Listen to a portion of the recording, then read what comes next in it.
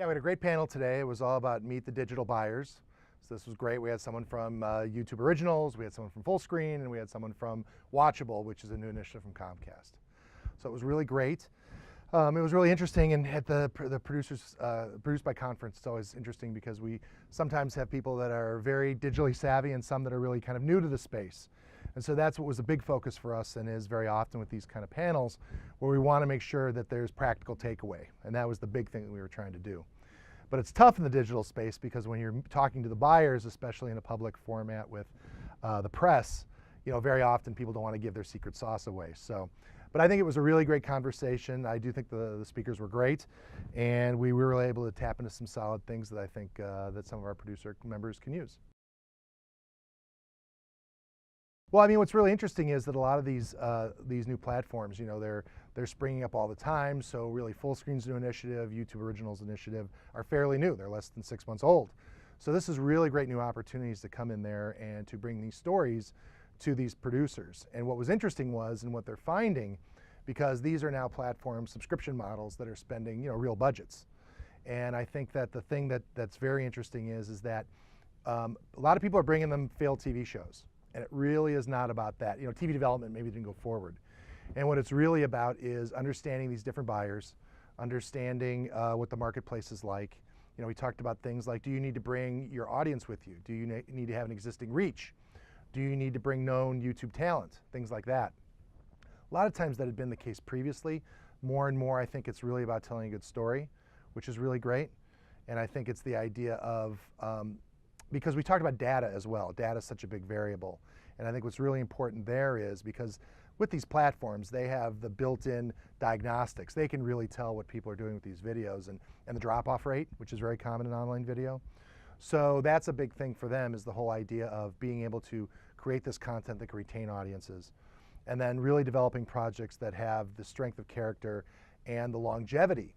Because very often what historically been the case is if somebody commissions you to do a YouTube show, they may give you $1,000 to do 10 episodes, right? And you're happy to get that work. But then all of a sudden, if they want another 10 episodes, you better have characters that have those stories. And very often you'll find a lot of things where they fall flat because they really haven't built those characters that can go for 100, 200 episodes. And that's one of the things that I think is really important, and I think it was a really great takeaway for our producers. There are some websites where you can get a really sense of the different channels and how these episodes track. I mean,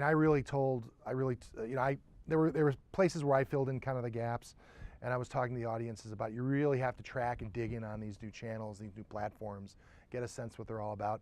But then I also really encourage them to really seek out some of these other content creators, because that's the way you're going to get that stuff that you're never going to read about anywhere else. How did your deal go and how does it work with the metrics and all the rest.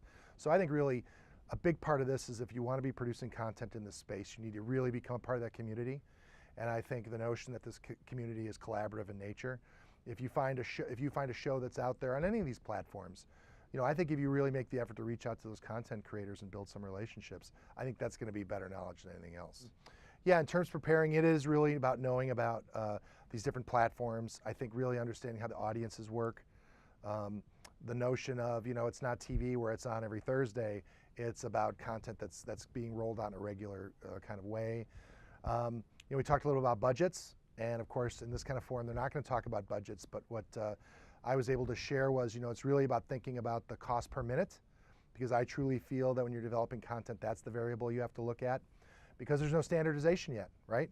Is it a 2-minute show or a 7-minute show? And the cost per minute, I think, is a really intelligent way for producers to approach it, so that when they go in and they talk to these different buyers, that they'll have that opportunity to have intelligent conversations. And they also, somebody in the audience asked a question about, well, do I need to come in with my marketing plan? Here's my show, here's my marketing plan. And actually, most of the people from the platform said no. But I think that what that question did represent, which I think is true of a real good producer, is that it's understanding that connection between the content and the audience. And sometimes it's a no-brainer. And sometimes when you're pushing the envelope, you really have to know and have that faith in the content that you have. You think about the trailblazers in the space, like the Norman Lears of the world and people like that.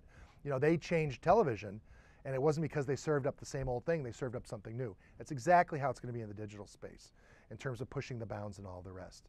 So I actually think it's very exciting, because if you think about the traditional TV model where a TV network would buy 60 ideas that would become 10 pilots, 50 people are going home with nothing. Well, now here's this great opportunity with all these different providers for these people to come out and get their stories told and get them out there. So I think it's really exciting. I think it's really about immersing yourself in the community. I think it's getting a sense of the trends and all the rest.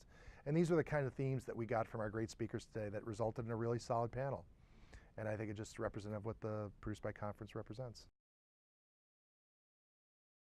Well, I think a lot of the challenges are that when you're out there pitching in the digital space today, if you're really approaching some of the traditional buyers, a lot of our speakers had been at traditional companies, you know what I mean? There's still a disconnect between broadcast and digital. And a lot of times when they look at digital extensions of TV shows, what some people call transmedia, I think in a lot of instances, it's really seen as marketing. And this is something that we've evangelized in the Producers Guild for some time, that it's really about spending production dollars up front, not marketing dollars after the fact. And so, and I think it's really producers that are going to drive the way in this new area, which is really an exciting opportunity. And really what the Guild represents that's such a great thing is that it's not about traditional TV showrunners, about learning all this stuff. I think it's about looking within the Guild and finding those great young producers that are active in this space, that grew up in this space, that understand the audience. Those people can collaborate with traditional film and TV producers to really expand what had been television into this new medium that's going to go across all platforms.